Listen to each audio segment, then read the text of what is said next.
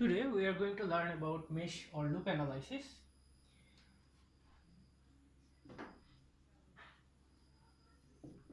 Okay, first of all we will have to set a target for mesh or loop analysis.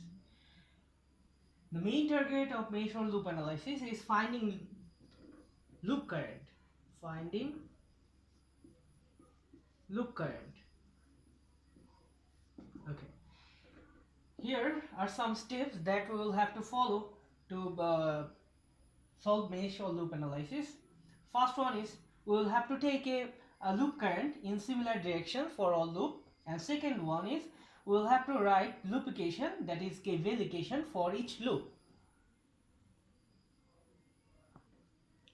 Suppose this is an example circuit and we are asked to calculate loop currents using loop analysis. So according to our first step, we will have to take two loop current in similar direction. So I can consider this loop current as I1 and this loop current as I2, but we will have to maintain same direction for both current.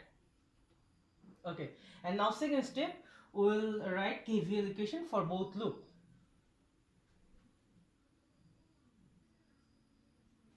Here for first loop we can write this equation like this one. We can start from anywhere. Suppose we are starting from this point and writing KVL. We are facing negative polarity of this element, so the voltage of this element can be written as -10. And for this case, we will consider the voltage drop across all the resistors as positive. So first element's voltage is -10. Okay, fine.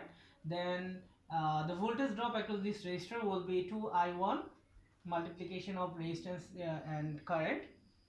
And for the third element of this loop, the voltage drop of this element will be 3I1 minus I2.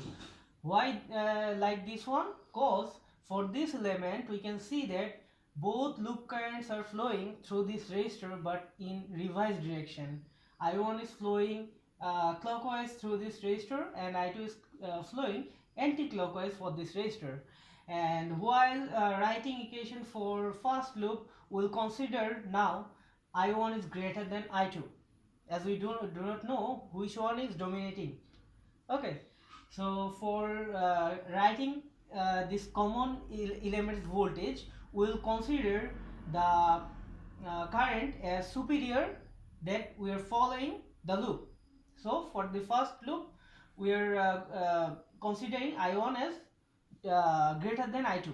Similarly, for I2, for second loop, we will consider I2 as greater than I1. So similarly, for second loop, we can write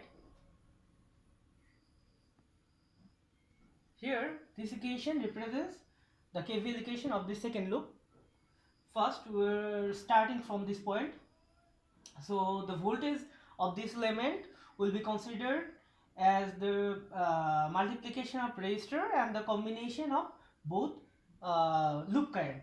And as the loop currents are flowing in reverse direction to each other, so the net resultant current will be as we are considering this loop, so now we will consider I2 as greater than I1, so the voltage drop will be 3I2 minus I1, and the voltage drop of this element will be 4I2, and the voltage drop of this element will be considered as 5I2. So this is the equation of second loop. So after solving these two equations, we can easily get the value of I1 and I2. That was our main target to find.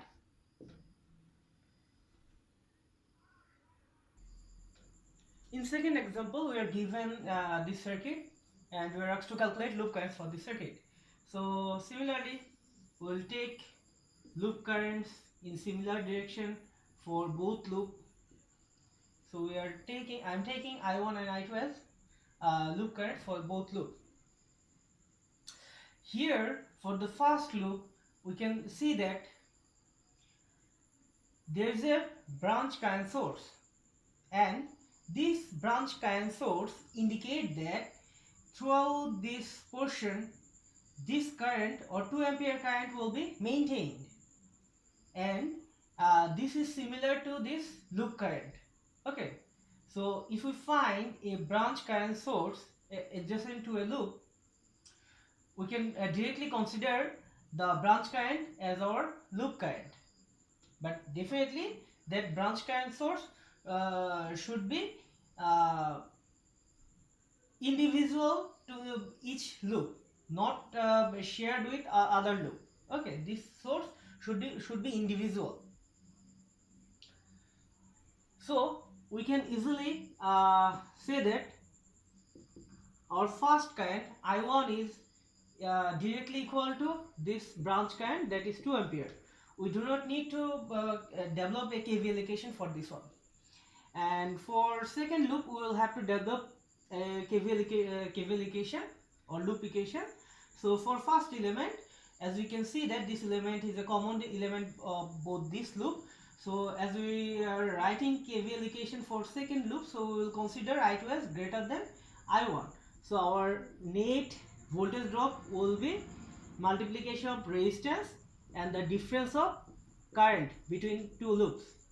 Okay, so this is the voltage drop across 3 ohm resistor, and the voltage drop across 4 ohm resistor should be equal to 4i2, and this one should be equal to 5i2 plus 6i2 equal to 0. So this is the equation of KVL for second loop. After solving these two equations, we can easily find the values of I1 and I2. As we have already calculated the value of I1, that is 2 ampere, we can replace the value of I1 and can easily find the value of I2 accordingly. That was our target. And in our final example, we are asked to calculate or asked to find the value of I0 using loop analysis.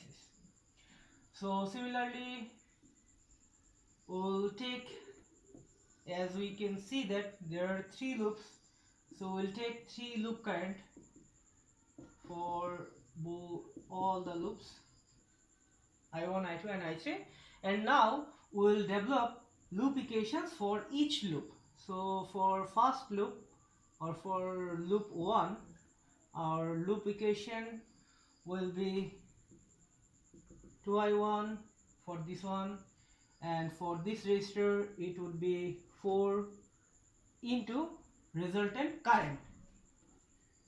As you can see that this element is being shared by first and third loop, so the net current will be the difference of these two loop currents. As we are calculating current for first loop, so we will now consider I1 as greater than I3. So we can write as I1 minus I3, and the third element is 3 ohm resistor, and it is shared by two loop, first loop and second loop.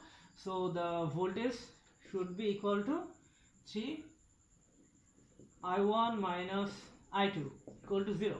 So this is the equation of first loop. Similarly, we can write second loop equation for this one.